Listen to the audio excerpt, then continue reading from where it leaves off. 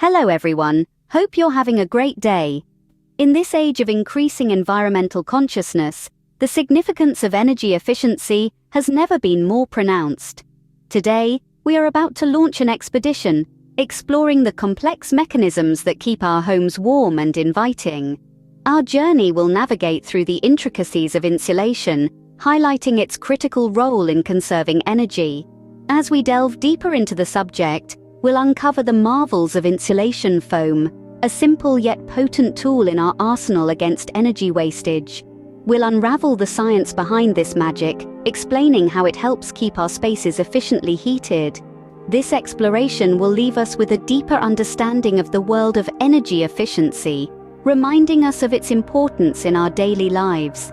So, fasten your seatbelts as we delve into the magic of insulation, starting with the humble yet powerful insulation foam. Stay tuned! Have you ever noticed how freshly sprayed insulation foam is soft and fluffy? It's fascinating, isn't it? When you touch it, you almost feel like you're touching a cloud. Its texture, so airy and light, is quite mesmerizing. But then, a transformation happens. An intriguing metamorphosis. The soft, fluffy foam begins to harden. And it's not just any hardening process. It changes, not into a dense, solid mass, but into something reminiscent of a beehive. A mesmerizing honeycomb structure is born. Each cell of this traps air inside, forming millions of tiny, air-filled pockets. This isn't just a random occurrence, it's a critical aspect of the insulation process. The air, trapped within the foam structure, plays a pivotal role in ensuring insulation, a concept we will delve into with greater detail and clarity in this video. In Italy, about a quarter of the buildings were constructed before 1946, a period when global energy consumption wasn't a significant issue or a priority. This time, preceding the great boom of industrial development and urbanization, was characterized by architectural trends and construction techniques that didn't prioritize energy conservation. As a result, many of these structures, charming as they may be, are not energy efficient. In fact, it's an alarming situation that 52% of the buildings have an energy efficiency rating of F and G. This classification indicates that these buildings consume a substantial amount of energy. With the escalating concerns of climate change and the increasing focus on sustainability, this poses a serious issue. One may wonder about the reasons behind this energy inefficiency. The key reason lies primarily in the lack of insulation, outdated heating systems, and inefficient lighting. It's also noteworthy that many buildings were constructed using materials and techniques that are now considered obsolete and energy-consuming. This raises a pivotal question in the minds of builders, architects, and environmentalists. Is it feasible to retrofit an old building from the 60s or 70s to make it more energy efficient? Or would it be more sustainable in the long run to demolish it and rebuild with modern energy-saving techniques? The question arises, is it possible to make an old building from the 60s or 70s energy efficient? Or should it be razed and rebuilt? Take, for instance, an old school built in 1976 in the province of Milan. This isn't just any ordinary school. It is a symbol of days gone by, nestled in the heart of Italy's economic powerhouse. The school has seen countless students pass through its halls, each leaving their mark, each shaping its history. But over the years, as the world around it evolved, the school remained unchanged. Its energy consumption was a staggering 45.5 TEP, a unit of energy consumption. This was in line with the standards of its time, but by today's standards, it's considered wasteful, unsustainable. This school's story is not unique. It's an echo of countless other buildings around the world, constructed during an era when energy consumption was perhaps not as meticulously monitored as today. But as we stand on the precipice of a new era, where sustainability and conservation are key, it's time to bring about a change. The measures we're about to discuss and implement are not just about reducing energy consumption, but they're about bringing this old school into a new era. It's about preserving our heritage while also ensuring our future. This is no small task. It requires detailed planning, precision, and a willingness to adapt. By the end of this video, we'll reduce its consumption to roughly 7.73 TEP, a decrease of about 80%. In our school, during the wintertime, the temperatures indoors typically decrease as the heat escapes to the outside, demanding a continual running of heating systems. This is amplified by the harsh, frosty winds that blow outside, making the building colder than as the seasons shift and summer rolls in. The opposite transpires. The scorching heat infiltrates the building, causing a wave-like wall of warmth to sweep through the hallways and classrooms.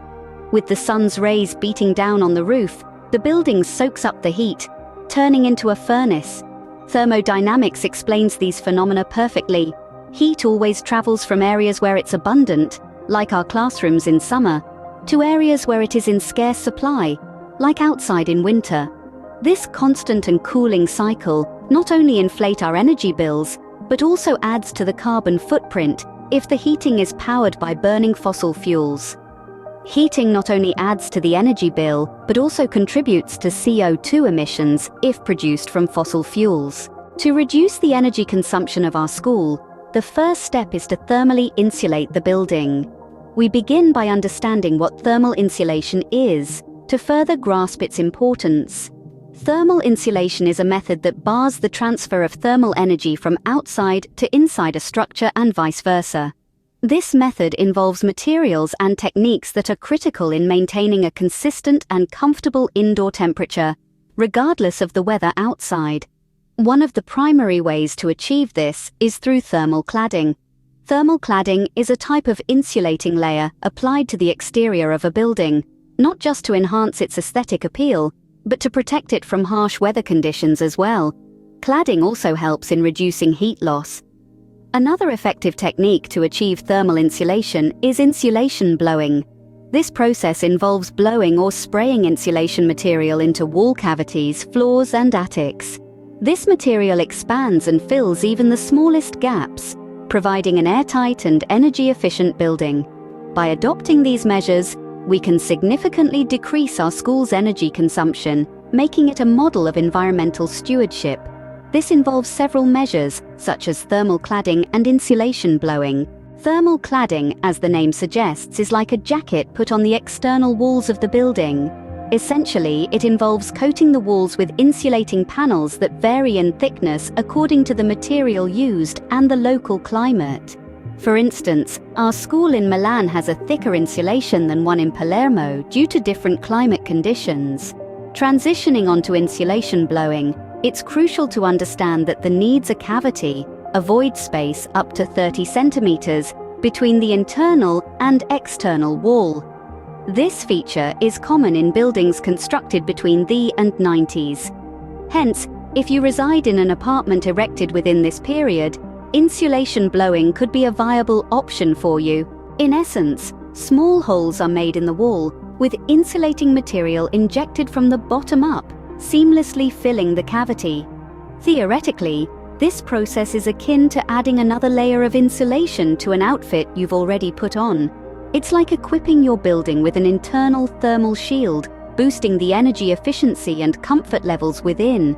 These interventions, though seemingly minor, create a significant impact on the building's overall climate control. They can be executed in conjunction or individually. The choice depends on a myriad of factors. It's necessary to consider the project timeline, feasibility of the operation, physical condition of the building, and above all, the existence of a cavity.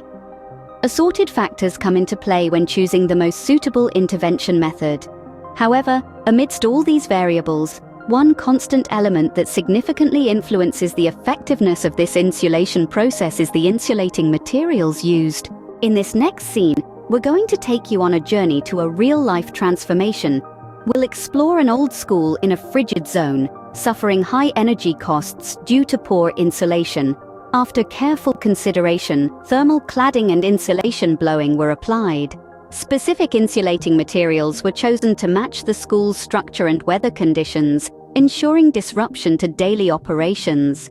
The outcome was impressive, with energy consumption reduced by a significant 70%, resulting in smaller heating bills and improved comfort levels for students and staff. This case illuminates the potential of selecting appropriate insulation solutions. Observe how this metamorphosis enhanced energy efficiency and made a positive impact on the learning environment. And now, on to our conclusion. In summary, energy efficiency can be greatly improved in older buildings through thermal cladding and insulation blowing, reducing energy consumption by up to 80%. The choice of intervention and insulating materials depends on various factors, including the building's structure and the climatic zone. Before we wrap up today's journey through energy efficiency, we want to hear from you. What are your thoughts on the role of insulation in energy conservation? Do you have any experiences you'd like to share?